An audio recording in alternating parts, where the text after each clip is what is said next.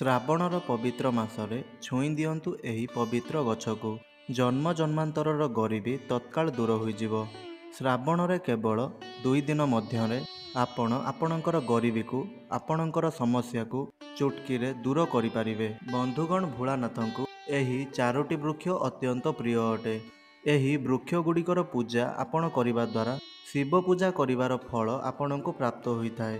ଏହି ବୃକ୍ଷଗୁଡ଼ିକ ସମ୍ପର୍କରେ ଶାସ୍ତ୍ରରେ ଏହା ମଧ୍ୟ କୁହାଯାଇଥାଏ କି ମଣିଷମାନଙ୍କର କଲ୍ୟାଣ ପାଇଁ ସ୍ୱୟଂ ଭଗବାନ ଭୋଳାନାଥ ଏବଂ ମାତା ପାର୍ବତୀ ଏହି ବୃକ୍ଷ ରୂପରେ ଭୂଲୋକରେ ଜନ୍ମ ନେଇଛନ୍ତି।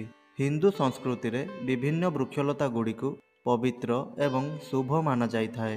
ଆମେ ବୃକ୍ଷକୁ ଦେବତୁଲ୍ୟ ମାନିକରି ତାହାର ପୂଜା କରିଥାନ୍ତି। ଖରାପ ଏବଂ ନକାରାତ୍ମକ ଉର୍ଜାକୁ ନିଜ ଘରୁ ଦୂରରେ ରଖିବା ପାଇଁ ଘର ପରିସରରେ ବିଶେଷ ବୃକ୍ଷଲତା ଲଗାଯାଇଥାଏ। ଯଦି ଆପଣ ହିନ୍ଦୁ ଧର୍ମର ପବିତ୍ର ଗ୍ରନ୍ଥକୁ ପଢ଼ିବେ ତ ଆପଣଙ୍କୁ ଜଣାପଡ଼ିବ କି ଏମିତି କେତେଗୁଡ଼ିଏ ବୃକ୍ଷ ଅଛି ଯାହାକୁ ଦିବ୍ୟ ବୃକ୍ଷ ବୋଲି କୁହାଯାଇଥାଏ। ଆଜି ଆମେ ଆପଣଙ୍କୁ ପରମ ପାବନ ବୃକ୍ଷଗୁଡ଼ିକ ବିଷୟରେ କହିବାକୁ ଯାଉଅଛୁ, ଯାହାକୁ ଭୋଳାନାଥଙ୍କର ସ୍ୱରୂପ ବୋଲି ମାନାଯାଇଥାଏ। ଆପଣ ଏହି ଶ୍ରାବଣର ପବିତ୍ର ମାସରେ ସେହି ବୃକ୍ଷଗୁଡ଼ିକରୁ କ'ଣ ଚମତ୍କାରୀ ଲାଭ ଆପଣ ପାଇପାରିବେ ଏବଂ ଜୀବନର ଦୁଃଖ କଷ୍ଟ ଦରିଦ୍ରତାକୁ କେମିତି ଦୂରେଇ ଦେଇପାରିବେ, ଏହିସବୁ ଆପଣ ଏହି ଭିଡ଼ିଓ ମାଧ୍ୟମରେ ଜାଣିପାରିବେ। ସେଥିପାଇଁ ଆପଣମାନେ ଏହି ଭିଡ଼ିଓକୁ ଶେଷ ପର୍ଯ୍ୟନ୍ତ ନିଶ୍ଚୟ ଦେଖନ୍ତୁ। ଏହା ପୂର୍ବରୁ ଏହି ଭିଡ଼ିଓଟିକୁ ଆପଣ ଲାଇକ୍ କରି ତଳେ ଥିବା କମେଣ୍ଟ ବକ୍ସରେ ହର ହର ମହାଦେବ ନିଶ୍ଚୟ ଲେଖିଦିଅନ୍ତୁ।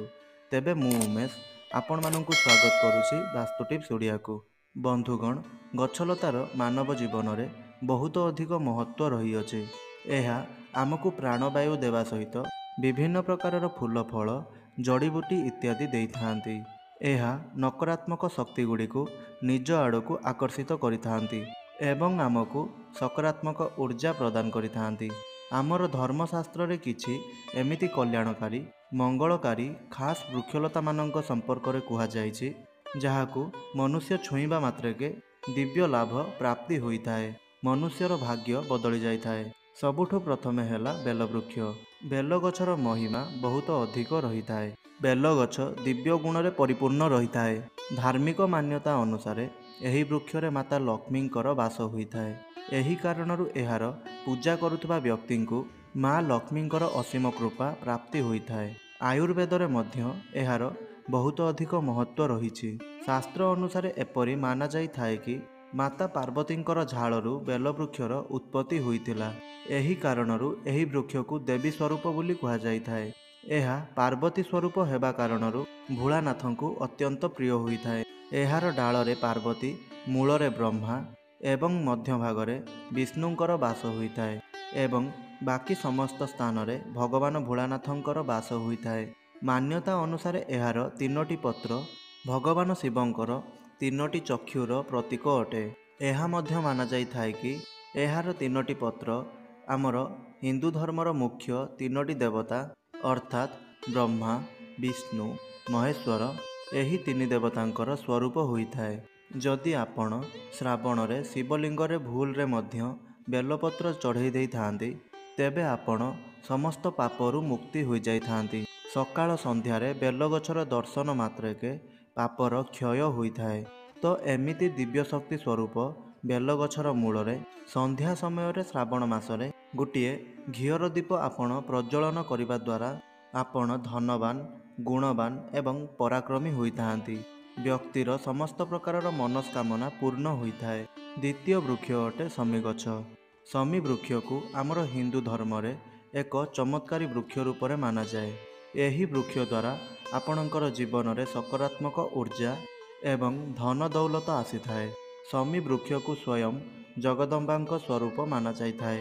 ଏଥିମଧ୍ୟରେ ସ୍ୱୟଂ ସାକ୍ଷାତ ମାତା ଜଗଦମ୍ବା ବିରାଜମାନ ରହିଥାନ୍ତି। ଶମୀ ବୃକ୍ଷଙ୍କୁ ଭଗବାନ ଭୋଳାନାଥଙ୍କର ପ୍ରିୟ ବୃକ୍ଷ ବୋଲି ମଧ୍ୟ ମାନାଯାଇଥାଏ। ଏହାର ପତ୍ର ଗଣେଶଙ୍କର ପୂଜାରେ ମଧ୍ୟ ଚଢ଼ାଯାଇଥାଏ।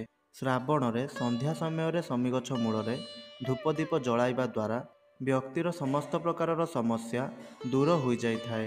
ଶ୍ରାବଣ ସୋମବାର ଦିନ ସବୁଜ ରଙ୍ଗର ଚୁଡ଼ି ନିଜର ମନସ୍କାମନାକୁ କହି ଶମୀ ଗଛରେ ବାନ୍ଧି ଦିଆଯାଏ ତ ତାହାର ମନସ୍କାମନା ଶୀଘ୍ର ପୂରା ହୋଇଯାଇଥାଏ। କୌଣସି ବି ମହିଳା ଯଦି ଶ୍ରଦ୍ଧା ଭାବରେ ଏହି କାମ କରିଥାଏ ତେବେ ତାକୁ ଅକ୍ଷୁର୍ଣ୍ଣ ସୌଭାଗ୍ୟର ପ୍ରାପ୍ତି ହୋଇଥାଏ। ତେବେ ଆପଣ ଏହି ଶ୍ରାବଣରେ କୌଣସି ଏକ ପବିତ୍ର ସୋମବାରରେ ଯାଇ ଏହି ଶମୀ ବୃକ୍ଷକୁ ଛୁଇଁ ଦିଅନ୍ତୁ। ଏହାର ଶୀଘ୍ର ଶୁଭ ପରିଣାମ ଆପଣଙ୍କୁ ମିଳିବା ଆରମ୍ଭ ହୋଇଯିବ। ଦୁଃଖ ଦରିଦ୍ରତା ସମାପ୍ତ ହୋଇଯିବ। ତୃତୀୟ ଦିବ୍ୟ ବୃକ୍ଷ ଅଟେ ଯାହାକୁ ଦେବବୃକ୍ଷ ବୋଲି ମଧ୍ୟ କୁହାଯାଇଥାଏ। ତାହା ଅଟେ ପାରିଜାତର ଗଛ। ସମୁଦ୍ର ମନ୍ଥନରେ ଯେଉଁ ରତ୍ନ ମିଳିଥିଲା ସେଥିମଧ୍ୟରୁ ଗୋଟିଏ ପାରିଜାତ ବୃକ୍ଷ ମଧ୍ୟ ଥିଲା ଯାହାକୁ ସ୍ୱର୍ଗ ଲୋକରେ ଲଗାଯାଇଥିଲା। ଏହାକୁ ଦେବରାଜ ଇନ୍ଦ୍ରଙ୍କର ନନ୍ଦନ ବନରେ ସ୍ଥାପିତ କରାଯାଇଥିଲା।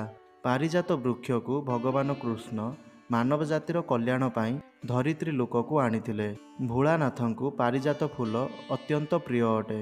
ଏଥିପାଇଁ ତାଙ୍କର ପୂଜାରେ ଏହାର ଫୁଲ ଅବଶ୍ୟ ଚଢ଼ାଯାଇଥାଏ। ଯେଉଁଠାରେ ଏହି ବୃକ୍ଷ ରହିଥାଏ ସେଠାରେ ସାକ୍ଷାତ ଲକ୍ଷ୍ମୀଙ୍କର ବାସ ହୋଇଥାଏ।